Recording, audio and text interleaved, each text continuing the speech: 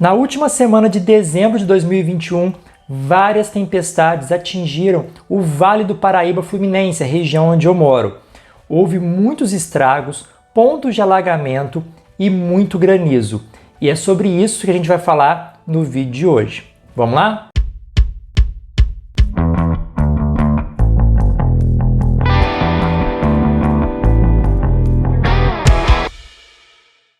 Pessoal, nessa última semana, alguns temporais aconteceram aqui na região do Médio Vale do Paraíba Fluminense, tá? Principalmente nas cidades de Barra Mansa e Volta Redonda. A gente está olhando aqui para uma das fotos divulgadas aí pela internet e a gente pode notar o tamanho das pedras de granizo que caíram aqui, né? Então o chão em alguns lugares ficou completamente tomado pelas pedras. Olha só, até um jabutizinho aqui nessa casa. Então, realmente, é a região que foi bem atingida pelo granizo. Além dos alagamentos bem comuns aqui na cidade, daqui a pouquinho eu vou falar melhor sobre eles. Vamos só olhar as imagens. Então, vários pontos da cidade de Volta Redonda ficaram alagados. E houve também registro de queda de árvores. Essa aqui é uma das fotos que eu peguei, mas em outros pontos da cidade também ocorreram quedas de árvores. Essa imagem, eu fiz esse registro, né? Vocês estão vendo aí o céu de Volta Redonda pela vista de Barra Mansa, tá? Então dá para notar já a formação de uma dessas chuvas. E aqui claramente, né, a tempestade se formando com a presença de nuvens carregadas. Olha só que impressionante. Essa foto aqui foi de uma das tempestades que acabou gerando o granizo. E aqui algumas imagens da situação de alguns pontos de Volta Redonda.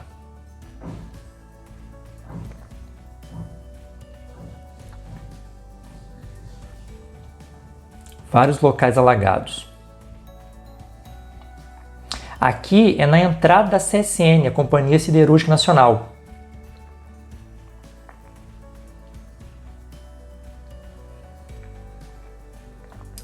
Bom, pessoal, realmente são algumas das imagens que ilustram essa situação vivenciada pelos moradores aqui da região nos últimos dias.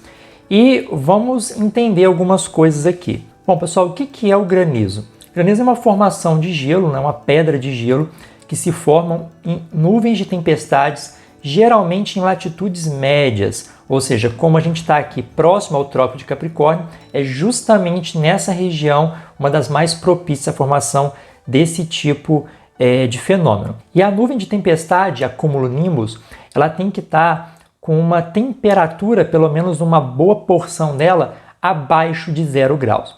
Para que a água presente nessa nuvem, ela acabe se transformando em gelo. Vale lembrar que o que circula dentro de uma nuvem, né, quando a gente observa uma nuvem no céu, aquilo ali não é vapor de água, já é água líquida, são gotículas de água que formam as nuvens, tá certo? Dentro da nuvem, pessoal, acontece uma circulação do ar. A partir daí, as gotículas de água vão crescendo. Se parte da nuvem estiver abaixo de 0 grau, então essas gotículas de água começam a se solidificar e se transformar em gelo. Como a gente pode notar nessa imagem, bem legal essa foto aqui, para a gente observar isso. Notem que o granizo parece uma cebola, né? Vocês estão vendo aqui umas camadas. Essas camadas mostram o próprio crescimento das pedrinhas lá dentro da nuvem. À medida que esse gelo ele vai circulando pela nuvem, ele vai crescendo de tamanho e ocasionando então essas camadas típicas do granizo. À medida que essas correntes de convecção elas diminuem a sua intensidade, esse gelo cai junto com a chuva, né? Provocando então as tempestades, as chuvas de granizo, ou como a gente chama aqui na região, as famosas chuvas de pedra, né? Então esse material ele se solidifica dentro da nuvem e depois acontece a sua queda. Pessoal, vamos falar agora sobre os alagamentos. Alagamento é diferente de enchente, é diferente de inundação. Aquilo que aconteceu na Bahia são inundações, é quando o rio transborda. A enchente é quando o rio enche até a sua cota máxima. Se casas estiverem construídas dentro do leito do rio, então essa enchente vai acabar pegando nessas casas. Nesse caso aqui, não é nenhum desses casos. Isso aqui é um alagamento, e alagamento é um acumulado de água dentro das vias urbanas provocados aqui pela má eficiência do sistema de drenagem urbana, ou seja, o sistema que deveria ser responsável por levar a água da chuva das ruas até o rio mais próximo, ele não funciona muito bem, provocando então esses pontos de alagamento. E quais são os problemas desse sistema de drenagem que provocam isso aqui? São vários, né? Primeiro deles, lixo. O lixo jogado pela população acaba entupindo bueiros, bocas de lobo, e a água não consegue escoar, né? Ficando presa nas ruas. Um outro problema que é bem comum aqui na cidade de Volta Redonda, além da questão do lixo, né, é o tamanho do diâmetro das manilhas, das tubulações que levam essa água até o rio. Se você não planeja a sua cidade pensando nos eventos de chuva extremos, problemas como esse vão acontecer. Quando você vai construir uma cidade, você precisa fazer um estudo hidrológico da região, entender quais são os eventos de chuva intensa que ocorrem ali e de quanto em quanto tempo esses eventos acontecem. Assim você pode dimensionar o tamanho, o diâmetro das tubulações para que a água consiga ir embora com uma velocidade maior sem ficar represado. Porque mesmo se não tiver lixo nas tubulações, se a tubulação for pequena, a água ela não vai conseguir escoar com uma velocidade tão grande à medida que a chuva intensa vai caindo, provocando então esses pontos de alagamento. E isso aqui é um problema urbano aqui da cidade de Volta Redonda, porque todos os anos os mesmos pontos alagam. E isso já tem décadas e nunca foi feita uma obra para evitar esse tipo de problema. Então a gente já sabe qual é o problema, sabe em quais pontos ele acontece, e nenhum gestor ainda fez uma obra para evitar esse tipo de problema. E isso aqui não é porque choveu forte, não, porque todos os anos acontece. Obviamente isso acontece quando dá uma chuva um pouco mais forte, mas alagamento como esse, ele não tem que ocorrer todos os anos na cidade. Se está ocorrendo é porque existe um problema que não foi resolvido. Pessoal, para vocês entenderem a dimensão do problema, vamos dar uma olhada aqui no Google Earth para que vocês observem esses lugares sem a presença da água, tá? Então aqui ó, estamos em Volta Redonda, tá? Isso aqui que vocês estão vendo enorme é a CSN, né, a Companhia Siderúrgica Nacional. E esse ponto de alagamento que eu vou mostrar para vocês é esse aqui, ó. Fica ao lado do Colégio Estadual Manuel Marinho. É um ponto que sempre alaga, tá? E esse aqui é o colégio, tá? Vocês estão vendo aqui.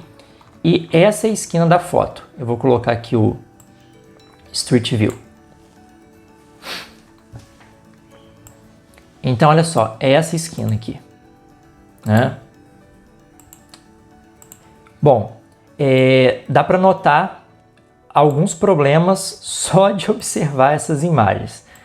Olha o tamanho desse bueiro aqui, gente. Deixa eu dar um zoom aqui. Olha isso aqui. Parcialmente entupido, já na grade de contenção. Imagina as folhas que estão dentro da tubulação, né? E olha o tamanho desse bueiro.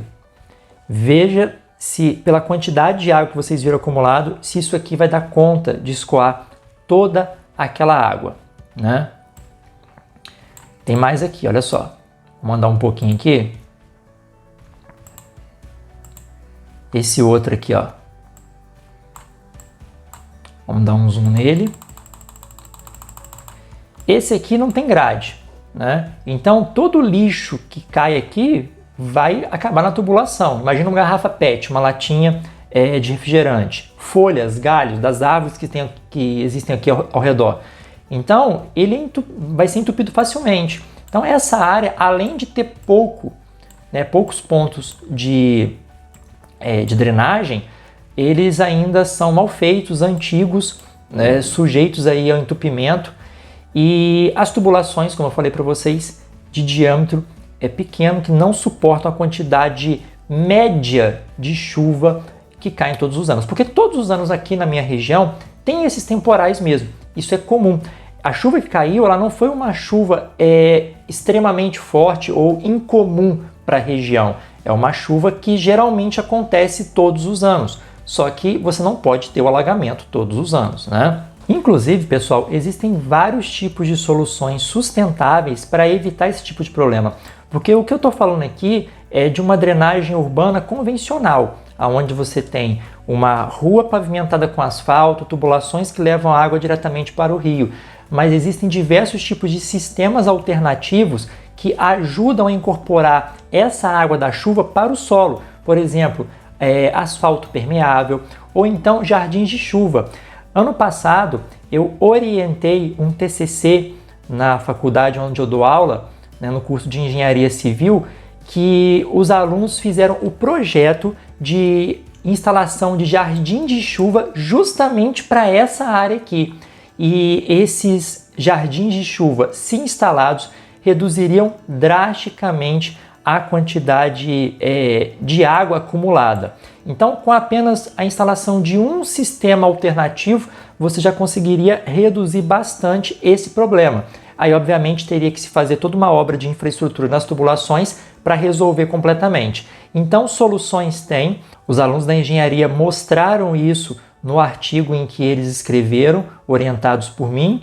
Então, falta realmente uma atitude da gestão pública para que esses problemas se resolvam. Eu citei aqui a Vila Santa Cecília como exemplo, mas isso acontece em vários bairros de Volta Redonda. Então não é um problema apenas desse ponto aqui não. Bom, pessoal, esse foi o nosso vídeo de hoje. Eu espero que vocês tenham gostado, né? Foquei aqui num problema da minha região, justamente para explicar para vocês sobre granizo e sobre alagamento. Pessoal de Volta Redonda e Barra Mansa que estiver assistindo esse vídeo, compartilhe aí com o pessoal. Quem sabe as autoridades, né, públicas, eles, né, não tenham aí algum ânimo para resolver esses problemas que atingem nossas cidades todos os anos e que a gente possa viver melhor, né, com o passar do tempo, porque o que realmente a gente quer é viver numa cidade que funciona direitinho, não é mesmo? Pessoal, vou ficando por aqui. Um grande abraço para vocês e até a próxima. Tchau!